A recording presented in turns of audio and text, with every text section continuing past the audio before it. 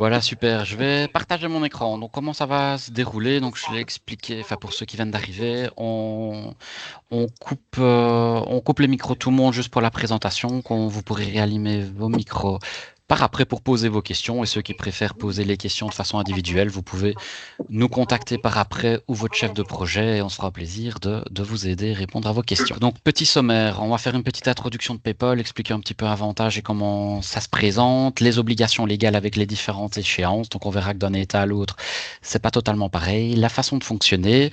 Le point 5 est sans doute un des plus intéressants. C'est vraiment concrètement, pour ceux qui ne l'ont pas encore vu, comment ça se présente dans Mercator.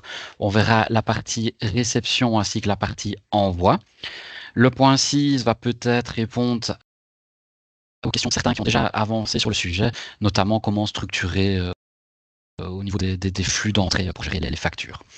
Et alors le point 7, vous pourrez poser toutes vos questions.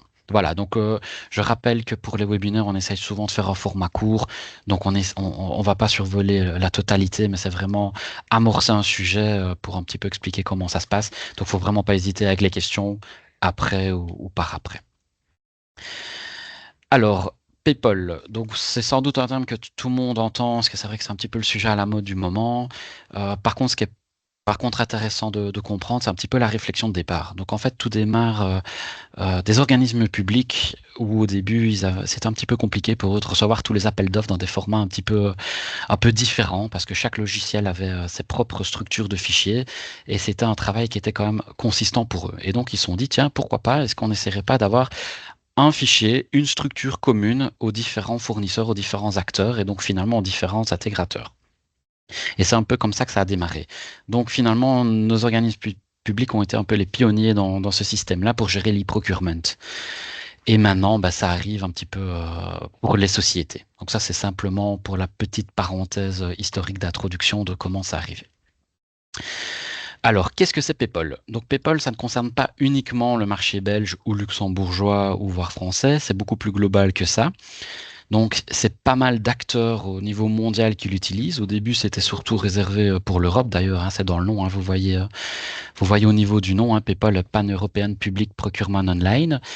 Mais maintenant, il faut savoir que ça s'étend. Donc, on a des pays comme Canada, Nouvelle-Zélande qui s'intéressent très, très, très fortement à ce système-là. Donc, à voir au niveau à venir ce que ça va donner, mais c'est quelque chose qui est plus en train de s'étendre que l'inverse. Pour ce qui nous intéresse, c'est déjà en place pour certains acteurs dans certains États en fonction de certains volumes. Donc, le PayPal pour la Belgique, vous l'avez vu, enfin, on y reviendra un petit peu plus tard, mais c'est pour les PME, donc c'est déjà obligatoire pour tout ce qui va communiquer, travailler avec les organismes publics. Pour le B2B, ça je pense que vous l'avez tous vu, 1er janvier 2026, il faudra être prêt. Alors, quel est l'intérêt du PayPal? Donc, évidemment, ça va changer, on va changer un petit peu les habitudes, on va changer un petit peu certains flux, ce qui va amener certaines modifications. Mais ça amène aussi tout un lot d'avantages. Donc, PayPal, ce qui est très intéressant, c'est qu'on a un seul réseau unique.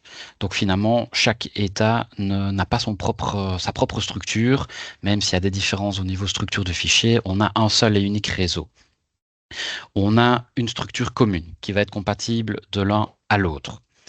Ce qui est très important, le point 3, j'aime bien d'assister un petit peu là-dessus, c'est au niveau sécurité.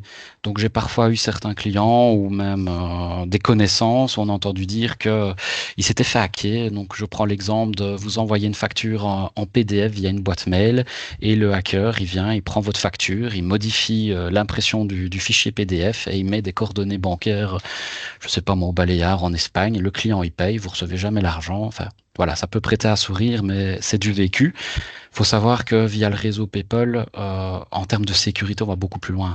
Donc, c'est pas possible que quelqu'un vienne récupérer un PDF pour le modifier parce que ça part dans le réseau. Voilà. Donc, on pourra aller plus loin dans le sujet, mais c'est quand même quelque chose d'important à signaler. Donc, l'intérêt également, c'est que finalement, l'encodage d'un document surtout au niveau de l'achat, ne devra plus s'effectuer. Donc, vous allez pouvoir avoir des documents qui vont pouvoir s'importer où l'encodage sera nettement facilité. On va plutôt aborder des notions de contrôle que d'encodage. Donc, on va gagner beaucoup plus en rapidité de traitement de l'information. Et donc, du coup, le coût qui est directement lié au traitement. Quand vous devez encoder des documents ou payer quelqu'un pour encoder des documents à la volée, ici, on va plutôt être sur du contrôle.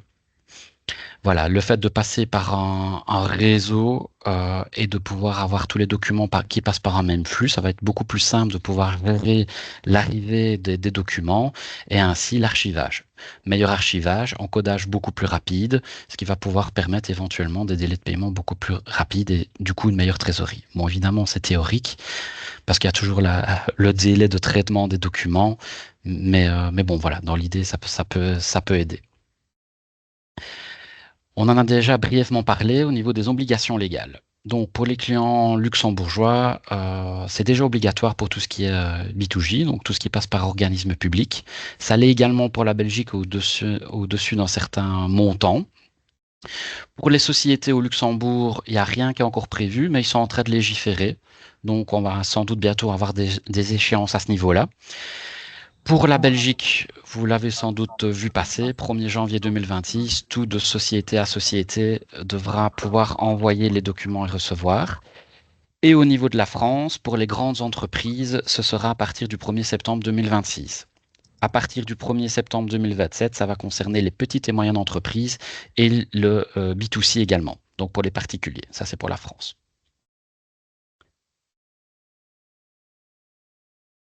Alors concrètement, ça va se passer? Donc, imaginez, vous avez votre document, que vous soyez du côté fournisseur ou du côté vendeur. Imaginez, vous êtes le vendeur, donc, enfin, à la limite, peu importe de quel côté on se situe. Je trouve que le schéma ici représente assez bien la situation. Donc, le vendeur, le fournisseur, chacun a son logiciel informatique qui peut être différent. Bon, si c'est Mercator, c'est mieux, évidemment, mais c'est pas toujours le cas. Donc, chacun peut avoir son logiciel. Ce qui signifie qu'un utilisateur va pouvoir envoyer son document dans le format PayPal, donc par exemple norme UBL en format XML. Pour pouvoir communiquer dans le réseau PayPal, on est obligé de passer par un access point, qui est un organisme certifié pour pouvoir travailler dans le réseau PayPal.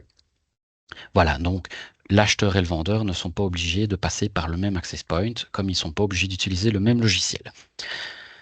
Donc, plus concrètement, vous êtes un document, vous faites une facture de vente.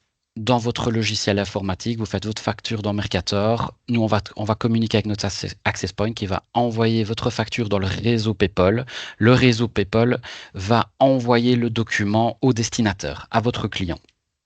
Donc, il va communiquer à l'access point de votre client et ça va rentrer dans le logiciel de votre client. C'est un petit peu l'idée. Alors, dans Mercator, comment ça va se passer? Je vais après partager et montrer un Mercator, comme ça vous verrez plus concrètement comment ça se passe. Nous sommes prêts depuis pas mal de temps, hein. Donc déjà ici en 2021-2022, on a commencé à travailler sur le sujet. Donc il faut savoir, hein, donc j'en ai un petit peu parlé dans les obligations légales, mais au Luxembourg, ça fait un petit moment qui y sont confrontés. Pareil pour la Flandre, la Belgique avec les organismes publics. Donc nous, on n'a pas attendu, on a directement embrayé le pas. Donc ça a fortement évolué aussi depuis.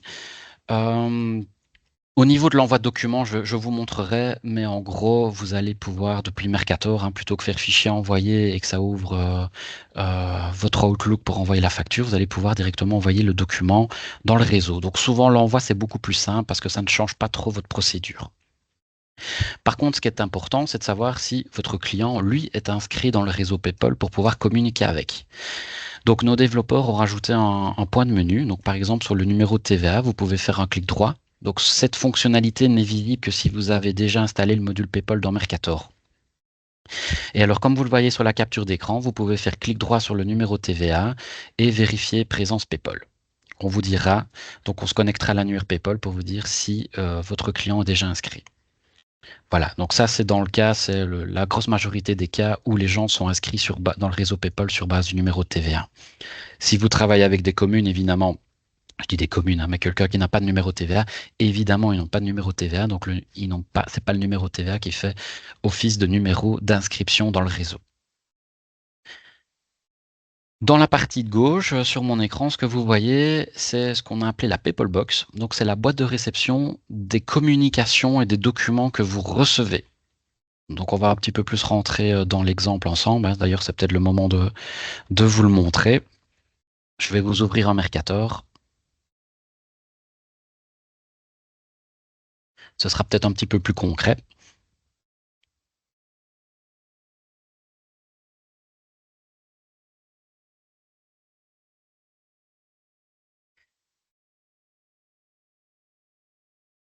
Alors, je vais vous montrer les deux scénarios, l'envoi d'un document ainsi que la réception via la PayPal Box.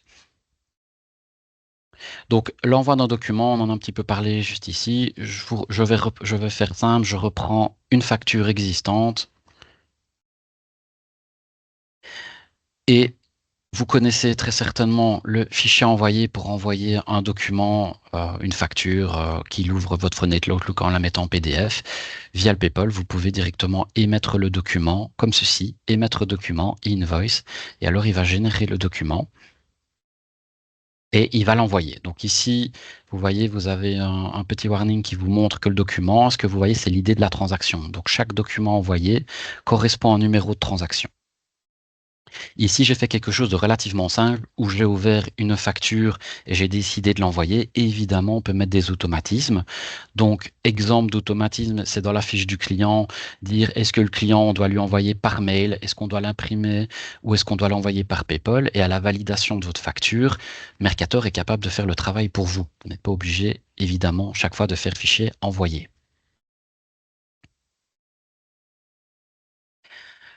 Au niveau de la réception, une fois que vous avez le module PayPal qui a été ajouté dans votre licence, vous récupérez cette nouvelle fonctionnalité PayPal Box. Voici à quoi ça ressemble. Donc, je peux voir un petit peu tous les documents ou communications que j'ai reçus. Donc, je dis document communication. Donc, on va voir qu'on peut communiquer par rapport à un document. Donc, ici, j'ai fait un petit test pour préparer. Je reçois un document. La petite loupe va me permettre de visualiser le document qui en fait est le PDF. Donc ici, c'est quelque chose de relativement simple, hein.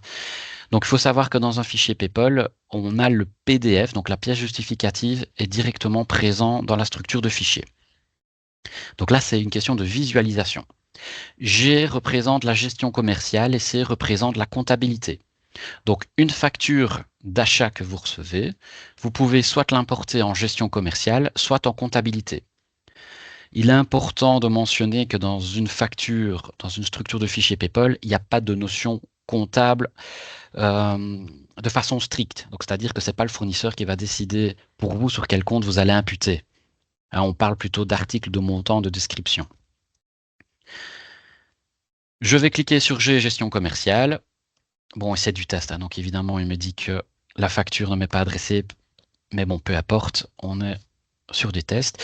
Donc, voici l'écran de visualisation. Je vais avoir dans la partie droite le PDF qui correspond à ma facture. Dans la partie gauche, je vais avoir le fournisseur qui m'a édité le document. Je peux choisir les différents journaux que j'ai dans Mercator. Voilà, donc évidemment savoir dans quel journal, si vous en avez plusieurs, vous voulez imputer le document. Petite fonctionnalité qui est très très très importante et qui a déjà été demandée par beaucoup d'entre vous, c'est l'augmenter statut. Donc évidemment ici, PayPal va vous donner la facture. Il y a énormément de probabilités que vous ayez déjà géré une commande ou une réception de marchandises. On n'a pas envie de créer des doublons. Vous avez déjà des process qui sont en place parce que vous gérez peut-être vos stocks avec toute la gestion des reliquats, backorder, enfin voilà, la contremarque, toute une série de fonctionnalités. L'idée, c'est qu'on peut directement gérer l'augmenté statut. Pour ce faire, il suffit de cocher le ou les documents qui sont concernés. Si je continue mes onglets, dans la partie articles, je vais voir tous les articles qui sont dans le document. Mercator va aller rechercher les codes articles et va voir s'il retrouve l'article sur base du code qui est dans le document. S'il ne le trouve pas, il peut vous proposer de créer l'article. Le fichier attaché et la pièce justificative, donc le PDF, qu'on a déjà vu prévisualiser, que je peux ouvrir. Voilà, ici, document relativement vide. Le quatrième onglet, beaucoup plus technique, c'est vraiment la structure du document de la facture PayPal. Donc, c'est un format XML et vous voyez un petit peu la structure des balises. Donc, un petit peu plus indigeste, mais on aime bien toujours la transparence et de montrer ce qui se passe là derrière. Je peux dire OK et alors, voilà, on tombe dans des écrans que vous connaissez beaucoup plus. Donc, c'est vraiment l'encodage du document en tant que tel. Voilà, donc ici, j'ai ma facture d'achat. Ben, vous avez compris, hein, le grand intérêt finalement, ben, c'est que je n'ai pas dû réencoder ce document. J'ai plutôt une liste avec les documents entrants sur lesquels j'ai plutôt dû faire de l'acceptation. Ces documents, vous voyez qu'en fonction de vos droits utilisateurs, donc on ne va pas changer vos procédures dans Mercator. Donc si vous avez des procédures avec des droits utilisateurs et ce genre de choses, ça ne change absolument pas. On s'adapte à ça. Mais ici, j'ai relativement tous les droits et beaucoup de fonctionnalités. Je peux encore modifier le document d'une façon ou d'une autre, changer une référence, appuyer un dépôt, enfin voilà, toute une série de choses, mettre une deuxième pièce justificative dans mon onglet fichier. Voilà, vous avez quand même la main mise dessus. On voit bien que le document est encore accessible, là, il n'est pas verrouillé. Et on peut sauver le document. Voilà, donc finalement, cette notion de PayPal va vous aider fortement dans l'encodage des documents. Question 1, voilà, petit message important. Donc évidemment, une fois que vous avez traité un document dans la PayPal Box, il vous propose de le sortir. Évidemment, comme ça, vous ne l'avez pas une seconde fois. Et donc, il se supprime de la liste. Alors, vous avez reçu une facture, vous avez envie de communiquer avec le destinataire, vous avez un petit bouton réponse qui vous permet par exemple de vous dire, tiens, voilà, attention, j'ai reçu un document, mais je le rejette. Tout simplement parce que la facture n'est pas bonne ou pour une des raisons ci-dessous. Ce qui vous permet d'envoyer un message alors au destinataire en lui disant, écoute, je n'accepte pas cette facture parce que, ben voilà, dans mon exemple, je la rejette parce qu'il y a un problème de livraison. La personne va recevoir, hop, ma notification a été envoyée et moi je peux recevoir un accusé de réception. Voilà, donc on va vraiment être dans la communication avec le destinataire et plus trop dans l'encodage.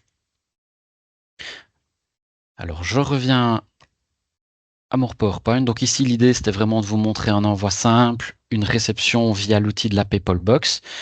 Évidemment, vous êtes beaucoup à avoir des process au niveau achat et vous vous dites oui, mais nous, il faut qu'on aille beaucoup plus loin. Par exemple, vous allez dire voilà, nous, certains utilisateurs doivent pouvoir accepter ou il y a des workflows avec des approbations. Tel utilisateur doit pouvoir accepter les factures de marchandises, un autre va pouvoir utiliser les factures, je ne sais pas moi, liées au mobilier roulant parce que c'est les pneus ou une facture garage. Pas de souci, on peut très bien, par exemple, se lier à notre outil CRM et alors créer des actions dans le CRM qui seront directement liées aux utilisateurs avec la notion de fait, pas fait. Voilà, pour ceux qui ont le CRM, vous connaissez déjà ça. Pour ceux qui ne connaissent pas, en fait, l'idée, c'est de pouvoir créer des tâches et attribuer des tâches à des utilisateurs dans Mercator. Voilà, de même, on va pouvoir mettre des droits d'accès à cette PayPal Box. Tout le monde ne peut pas tout voir, tout le monde peut faire certaines fonctionnalités ou pas. Quelque chose qui nous a fort été demandé également, c'est l'accès aux documents de la PayPal Box directement dans l'application mobile. Voilà, on a mis quelques petites captures d'écran. Toutes ces informations seront disponibles aussi sur nos sites, donc vous retrouverez les informations de comment les implémenter et ces exemples de capture d'écran. Mais depuis Mercator Penguin, vous pourrez voir les documents reçus. De même, vous pouvez recevoir des notifications. C'est vrai que je ne l'ai pas expliqué, mais depuis Mercator, quand vous allez recevoir un document, vous pouvez activer un système de notification, soit via Mercator Penguin, vous recevrez une notification, soit via un mail ou soit via un petit widget dans le fond de votre Mercator qui vous dit attention, vous avez reçu tel ou tel document. Voilà, alors pour ceux qui sont un petit peu plus techniques, on a donné la possibilité de directement attaquer ou intégrer directement l'événement Mercator. Donc on a créé un PayPal Box Helper qui vous permet d'intercepter directement les documents de PayPal pour en faire toute une série de choses. Donc par exemple, mon point 5, c'est plutôt que ça passe par la PayPal Box, vous pourriez directement intercepter les documents et directement créer le document, la facture d'achat en gestion commerciale ou en comptabilité, par exemple. Voilà, donc vous savez bien qu'on aime bien la souplesse chez Mercator et donc on a créé l'événement. Comme ça, on pourrait vous créer des customizers et des petits modules sur mesure. Voilà, évidemment à discuter et à analyser, mais ça reste des possibilités. Comme on a eu la question, c'est des choses qu'on peut faire, c'est mettre des filtres. Donc, on a eu des gens qui nous ont posé la question, tiens, moi je sais que quand j'ai une facture de tel fournisseur, j'aimerais bien pouvoir mettre un filtre pour que ce ne soit visible que pour tel utilisateur. Voilà, ce sont tous des petits modules, les petites fonctionnalités qu'on peut mettre en place pour vous aider au quotidien avec l'intégration des documents PayPal. Voilà, donc le but c'était de vraiment faire une petite parenthèse, un petit peu expliquer un petit peu le sujet, montrer du concret avec un Mercator et une PayPal Box et un envoi de documents. Vous pouvez rouvrir vos micros avec plaisir. On est là, j'ai mon collègue qui est là également pour répondre à vos questions. Si vous préférez qu'on regarde vos questions par après en individuel, vous n'hésitez pas, vous nous envoyez des messages et on vous recontacte juste après. Voilà. Alors, je vais regarder dans le chat si on a déjà des questions. Alors, question, est-il possible d'accorder une sécurité renforcée à certaines factures comptables de certains fournisseurs afin que seules les personnes autorisées puissent les traiter? On en a un petit peu parlé j'en ai déjà touché un petit peu un mot, donc oui, vous pouvez au niveau des droits, donc on a toujours, vous connaissez outils utilisateur, on peut mettre des droits par utilisateur, comme on peut mettre des filtres par fournisseur. Voilà, si vous avez le module CRM, on peut carrément mettre des tâches directement à la bonne personne pour avoir un suivi de ce qui a été fait et pas fait. Voilà, je vois votre message après où vous dites qu'on a déjà répondu, donc j'ai répondu 2 fois. C'est super. Autre question, les documents entrants n'étant donc plus gérés en papier, est-il possible de garder un aperçu du PDF qui a été automatiquement encodé en même temps que l'on est dans la fenêtre d'encodage? Donc, il faut savoir que dans le document de la facture PayPal, il y a toujours, dans la structure qu'on lit, il y a bien le PDF. Le PDF que quand vous allez sauver le document, la facture, on va le sauver dans l'onglet fichier. Donc, on va garder ce document et au moment de la PayPal Box, on a vu qu'on pouvait le prévisualiser également. Donc, ce document est sauvé. Alors, d'autres questions. Peut-on expédier une facture en PayPal et une copie par mail plus PDF? Alors, il y a 2 choses. Nous, par exemple, chez Mercator, ça n'a pas trop de sens de l'envoyer une 2e fois par mail parce que comme on va envoyer une notification, vous pouvez recevoir une confirmation par mail. Donc, si la personne utilise Mercator, ça n'a pas trop lieu de le faire. S'il utilise un autre ERP qui gère pas les notifications, peut-être qu'on peut garder un custom pour ça, mais le système de notification est mis en place pour éviter ça. Alors, quid si Mercator pour la gestion, un autre programme pour la compta. Donc, il faut savoir que vous pouvez dans Mercator activer PayPal pour l'envoi et pas la réception, ce qui vous permet, si votre logiciel comptable est capable de scinder l'inscription dans PayPal, de uniquement l'activer pour les achats. Attention que si vous voulez gérer vos achats marchandises, je vous recommande fortement d'activer quand même PayPal dans Mercator parce que au niveau comptable, si vous voulez gérer les stocks, ils ne vont pas le faire pour vous. Mais c'est possible de séparer vente et achat. Et alors pour les prix erronés, on est plus dans du contrôle. Donc si vous recevez une facture avec des prix qui sont pas corrects, vous allez retomber dans les procédures que vous avez maintenant. Donc c'est comme si vous receviez une facture par mail ou par courrier qui n'est pas juste.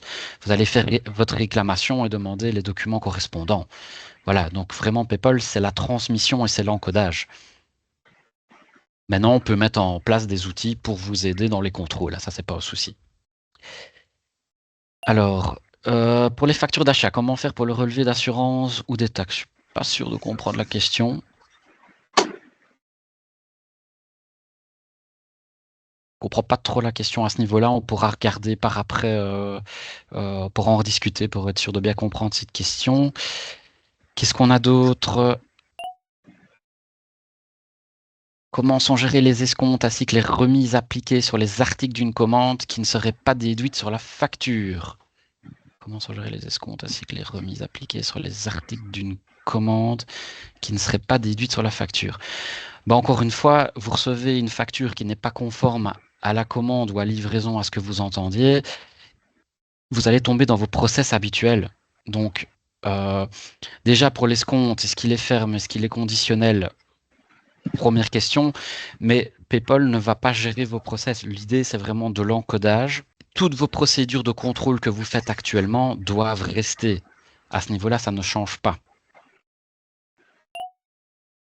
Alors, pour les factures à une commune, évidemment, ils n'ont pas de numéro de TVA. Donc, quand ils vont devoir s'inscrire, ils vont avoir un PayPal ID. Ce PayPal ID, vous allez avoir un champ dans Mercator dans la fiche client dans lequel vous allez pouvoir renseigner ce PayPal ID pour pouvoir communiquer avec. Alors, sur un numéro de TVA, nous avons 2 sites. OK, même fournisseur. Comment faire le tri par site? Alors, différentes possibilités. Est-ce que c'est des questions qu'on vous pose, hein, qu'on pourra regarder ensemble? Est-ce que ce sont des fournisseurs différents sur lesquels on va pouvoir mettre un filtre? Il faut savoir que nous, si on reçoit un document, c'est l'intercepter. Si on a une règle, on va pouvoir le formater. Donc, par exemple, l'envoyer à telle ou telle personne, dans tel ou tel journal. Oui, bonjour, je suis Guy, je fais partie de l'équipe de développement et je viens compléter quelque peu deux, trois réponses. Voilà. Ici, dans ce cas-ci, ben, finalement, l'échange via PayPal ne va pas changer grand-chose comment on aurait fonctionné sans PayPal.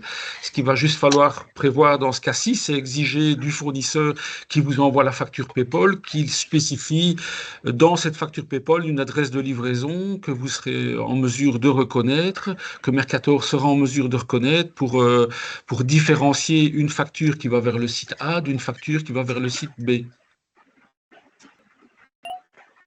Autre question le fonctionnement de l'importation du fichier PayPal est-il le même pour Mercator Compta? Effectivement, pour la comptabilité, c'est pareil. Donc, la PayPal Box permet d'encoder en gestion commerciale et en comptabilité. Donc la différence, c'est que quand on importe en comptabilité, Mercator ne regarde plus le détail des articles qui se trouvent dans le contenu XML de la facture, mais finalement, il regarde uniquement le total hors TVA et le total TVA comprise, et il propose une imputation assez simple qui est une imputation sur le compte général par défaut de ce fournisseur.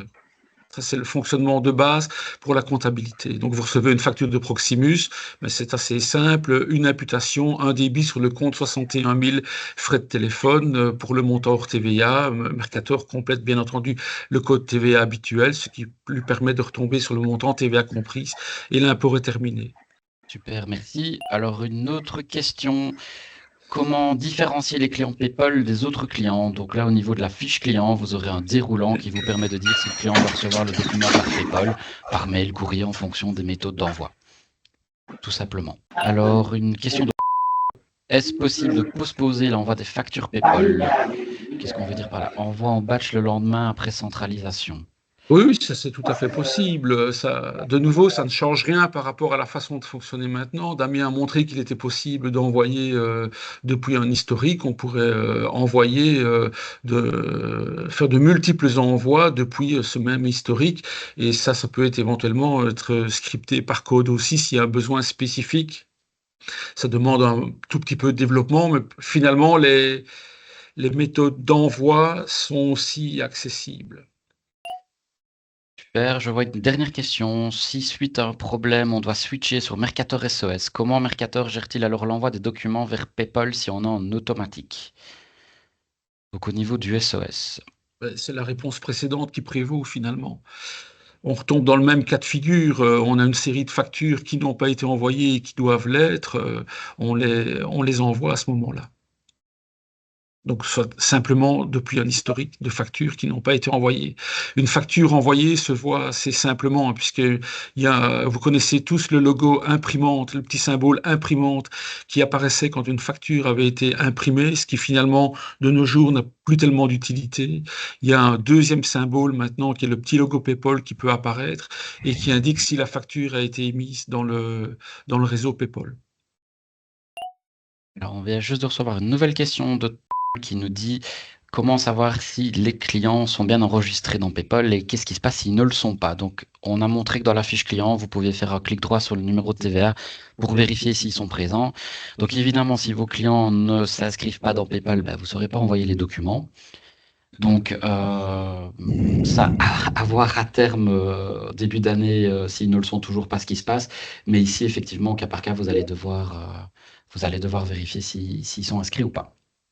Donc, pour compléter ce qui vient d'être dit, si vous voulez adresser une facture à un client qui n'est pas inscrit dans PayPal, la facture ne rentrera pas dans le réseau PayPal. Donc, le principe du réseau PayPal, c'est que si la facture est rentrée dans le réseau, c'est qu'elle est acceptée, c'est que son format est valide, c'est que tout est OK et on est assuré que le destinataire va recevoir cette facture. Donc, si le destinataire, dans ce cas-ci, n'est pas inscrit dans le réseau PayPal va immédiatement donner un message d'erreur qui apparaîtra à la toute première étape d'envoi de la facture dans Mercator. Donc la facture ne sera en fait jamais partie. Donc il y a pas de zone d'ombre, il n'y a pas de zone obscure dans le réseau PayPal. Une facture qui serait en train de tourner en boucle dans le réseau, ça c'est une situation qui ne peut absolument pas arriver de par la conception même du réseau PayPal. En fait, pour rentrer dans le réseau PayPal, il faut vraiment que tant le format que le destinataire, toute la facture soit totalement correcte. Super, merci. Question par rapport au prix. Donc oui, il y a un prix d'inscription dans le réseau qui est pris en charge par le module Mercator. On pourra vous envoyer le détail des prix si nécessaire. Alors on a une autre question qui arrive. Si la facture ne rentre pas dans le réseau car client non présent sur PayPal, est-ce que les frais seront quand même comptés? Non. Non, voilà, donc ça c'est simple. Alors les questions arrivent. Alors le mode d'envoi automatique, oui, on peut le définir au niveau de la fiche du client. Donc ça, pas de souci. Je regarde parce qu'il y a pas mal de questions qui arrivent en même temps. Donc ça répond à la question de l'envoi automatique. Déjà le document. Alors, la question par rapport au mail et le fichier PayPal. Donc oui, vous pouvez manuellement aussi importer le fichier XML s'il passe pas par le réseau. C'est la même structure, donc vous pouvez l'importer. Donc fichier, importer, document, et vous pouvez faire directement drag and drop. C'est pas obligé de venir par la PayPal box. Alors la question de pour séparer les achats, non, soit on active PayPal en achat pour tout, soit pour rien. Vous ne pouvez pas différencier la structure. Donc on peut séparer vente et achat, mais vous ne pouvez pas dire une partie des achats va dans un logiciel et une autre partie dans un autre. Oui, si ce n'est qu'il y a quand même une solution finalement à cette problématique-là, on pourrait imaginer de recevoir toutes les factures PayPal dans Mercator et il est possible depuis la PayPal Box de rematérialiser un fichier XML pour le traiter dans un autre logiciel. Donc ça ne pose aucune difficulté. À l'inverse, si cet autre logiciel recevait toutes les factures PayPal et si cet autre logiciel permet de matérialiser, donc de créer le fichier XML, on peut alors repartir sur l'import manuel dans Mercator pour recevoir ce fichier manuellement et le traiter. Finalement, le traitement qu'il vienne de la PayPal Box ou d'un traitement manuel par drag and drop, comme Damien vient de le dire, le process est absolument identique. Super, alors on a d'autres questions qui arrivent. Alors, quid d'une facture qui sera envoyée dans le réseau et ensuite modifiée dans Mercator? Bah, évidemment, il faut savoir ce qu'on fait. Ça, Donc, c'est la même problématique finalement que quand vous envoyez votre facture par mail ou même par papier. Il y a pas de changement là. Maintenant, c'est quelque chose qui, sur le plan de la déontologie comptable et de la bonne gestion, ne peut pas se faire. Tout le monde est bien d'accord pour le dire. Une facture est un document écrit et une fois que vous le modifiez, ça devient un faux en écriture.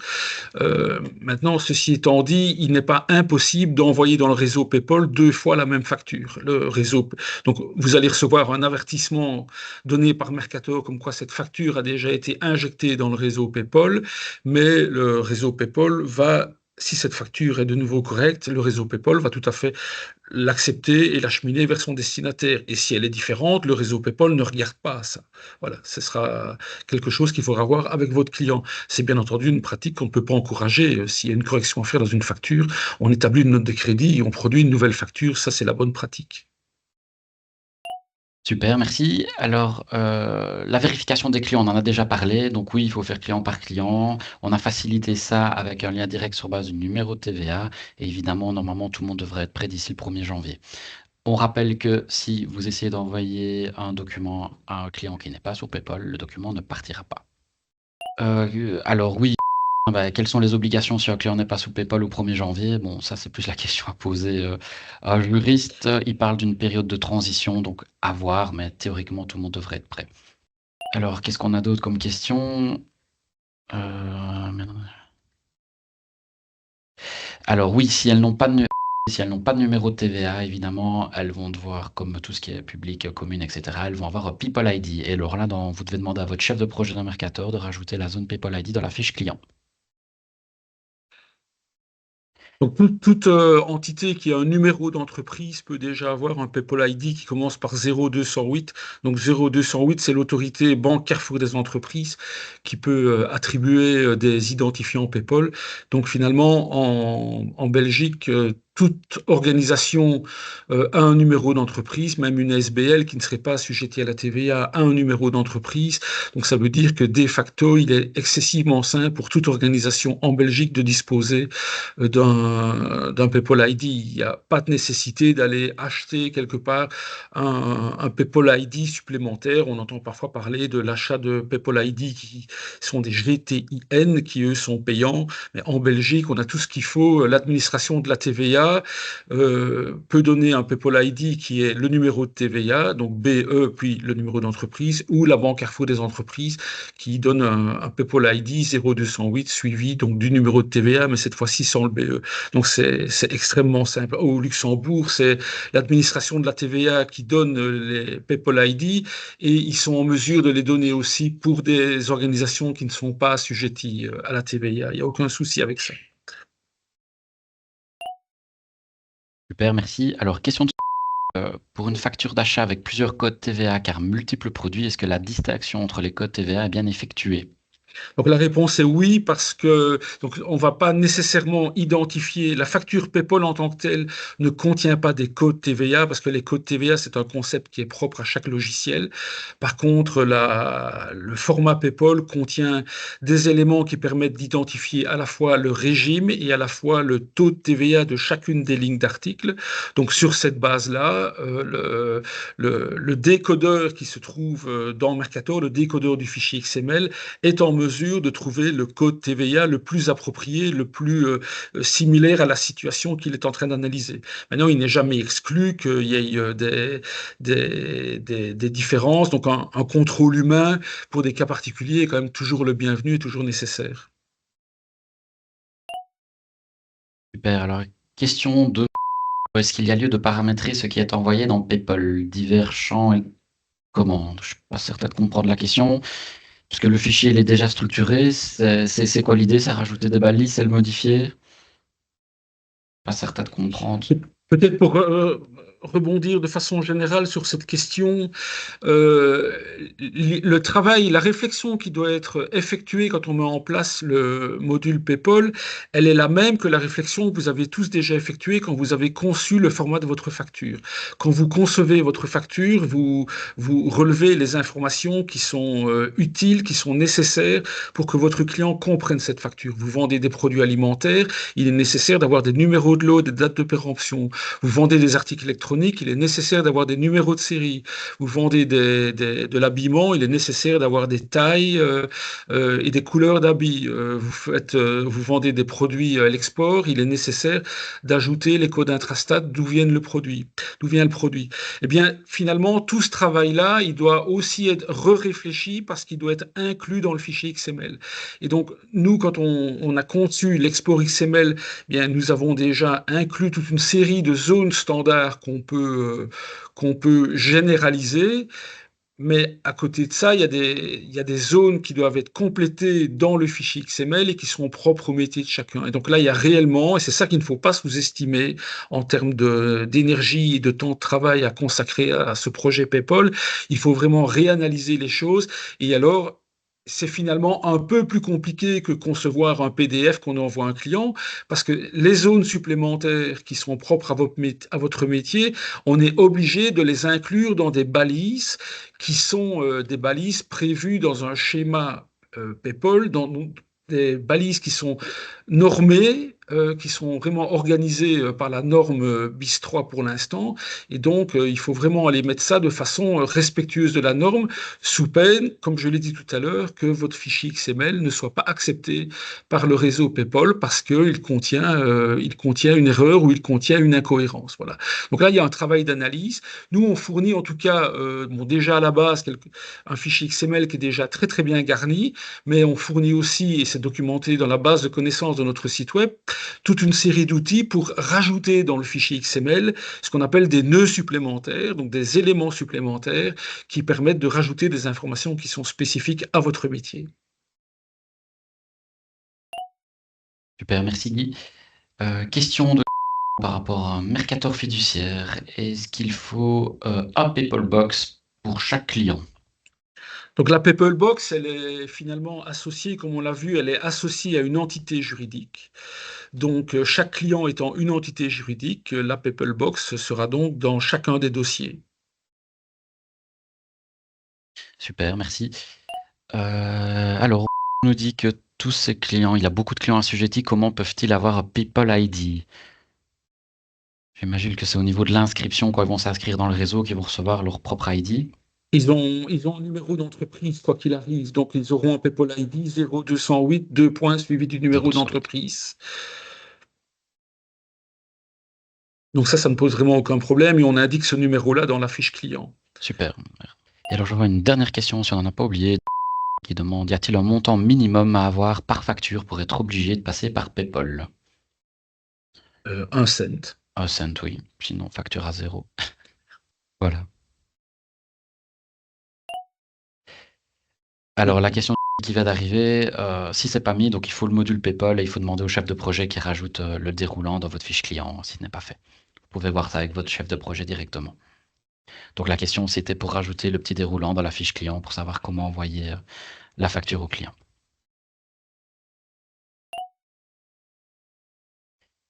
Alors, une question qui arrive. Si au 1er janvier, je n'ai pas de compte, comment puis-je recevoir mes factures d'organismes publics? D'organismes publics ou d'autres entreprises qui, elles, se seraient mises en ordre. Eh bien, c'est problématique. On verra bien les sanctions qu'ils auront, hein. Ça, c'est pas nous qui décidons. Mais théoriquement, vous êtes prêts, donc ça c'est clair. Et donc il parle d'une période de transition, période on ne sait pas la mesurer. Enfin, en tout cas, on n'a pas l'information et on ne sait pas comment ils vont contrôler, quelles seront les extensions, on n'en a aucune idée. Enfin, en tout cas, Ouais. de mon côté. Il y a un temps où on parlait que la déductibilité de la TVA ne serait plus autorisée sur les factures non transmises de façon électronique. C'est quelque chose qu'on a entendu il y a quelques années, qui paraît énorme, mais voilà, ça a existé. Ce bruit-là a existé.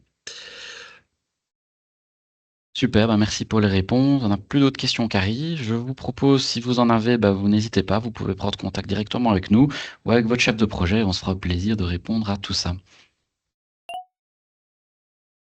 Alors, pour répondre à il y a les accusés de réception, donc tous les documents, si vous avez une facture rejetée, vous recevrez un message à ce niveau-là dans votre Popel Box, comme j'avais dans l'exemple. Voilà, donc n'hésitez pas s'il y a des questions. J'imagine qu'au fur et à mesure de la mise en place, n'attendez pas le dernier moment pour mettre tout ça en place. Donc voilà, vous pouvez contacter nous, votre chef de projet, on se fera plaisir de vous aider. Merci beaucoup.